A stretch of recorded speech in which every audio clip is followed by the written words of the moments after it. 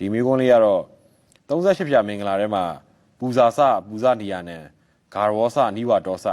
စသဖြင့်ပူဇော်ထိုက်သူပူဇော်ခြင်းယူစီထိုက်သူယူစီခြင်းလို့မြတ်စွာဘုရားဟောထားပါတယ်အဲ့တော့ဗုဒ္ဓဘာသာဝင်တယောက်အနေနဲ့တကူကြီးရဲ့နတ်တွေဘိုးတော်တွေတခြားဘာသာဝင်ကဂုံအရှိန်ဝါကြီးမားတဲ့ပုံကိုယ်တွေကိုပူဇော်သင့်ပါသလား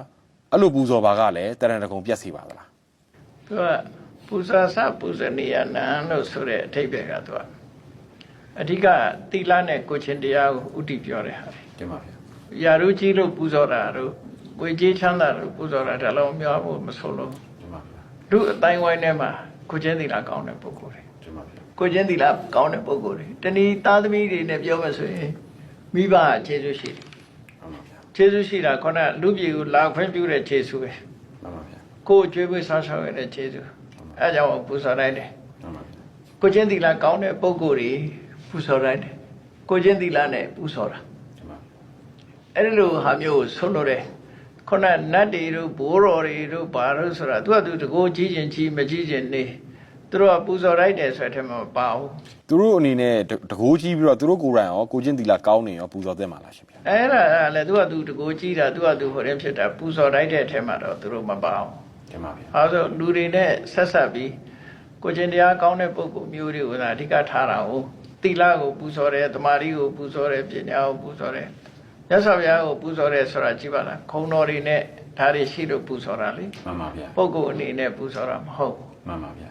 ခါရောစနိဝတောစဆိုတာကတော့ကိုယ်ရဲ့ကြီးတဲ့ပုဂ္ဂိုလ်အားစပြီးတော့သူက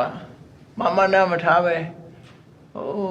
respect ပေးနိုင်တာပေါ့မှန်ပါဗျာလူယူသေးမှုယဉ်ကျေးမှုပုဂ္ဂိုလ်ဆိုရင်ယဉ်ကျေးတဲ့ပုဂ္ဂိုလ်ဆိုတာကိုလေးစားမဲ့ပုဂ္ဂိုလ်တွေကိုအလုံး respect ပေးနိုင်တာဆိုလို့ရပေါ့နော်မှန်ပါဗျာကိုယ့်ရဲ့မမနာကြီးမထားဘူးလူကမမနာပါတော့ဆိုဒေါသဖြစ်ရင်လည်းမမနာရှိတတ်တယ်မှန်ပါပစ္စည်းဥစ္စာချမ်းသာရင်လည်းမမနာရှိတတ်တယ်မှန်ပါဗျာပညာတတ်ရင်လည်းမမနာရှိတတ်တယ်ရှားထူးကြည့်ရင်လည်းမမနာရှိတတ်တယ်မှန်ပါအဲ့ဒါကြောင့်ကိုယ့်ရဲ့ကိုယ်သိက္ခာကြီးမားတဲ့ပုဂ္ဂိုလ်တွေပူဇော်လိုက်တဲ့ပုဂ္ဂိုလ်တွေကိုယူတည်လိုက်တဲ့ပုဂ္ဂိုလ်တွေကိုမယူမသိဖြစ်တာမာနကြောင့်ဖြစ်တာမှန်ပါဗျာအဲ့ဒီမာနကိုချိုးနှိမ်ခြင်းသာလည်းဖြစ်တယ်မှန်ပါဗျာမှန်ပါတကိုးကြီးနတ်တွေပူဇော်တာသူကဖျားတဲ့တကိုးကြီးတာမရှိသည့်အတွက်ကြောင့်မှန်ပါဖျားကိုပူဇော်ပြီးတဲ့ပုဂ္ဂိုလ်တရားဟောတကိုးကြီးနတ်တွေကိုပူဇော်တယ်ဆိုတာဒီပူဇော်တယ်ဆိုတဲ့အဓိပ္ပာယ်ကသူကမိတ်ဆွေတယောက်အနေနဲ့ပန်းရည်ချမ်းပေးတာတို့ဒီလိုဟာမျိုးဒီလောက်အဓိပ္ပာယ်မရဘူးသူကနော်မှန်ပါဗျာကိုယ့်ပေါ်မှာခြေဆုရှိရင်ကတော့ခြေဆုတရားကိုတုံးဆက်တဲ့အနေနဲ့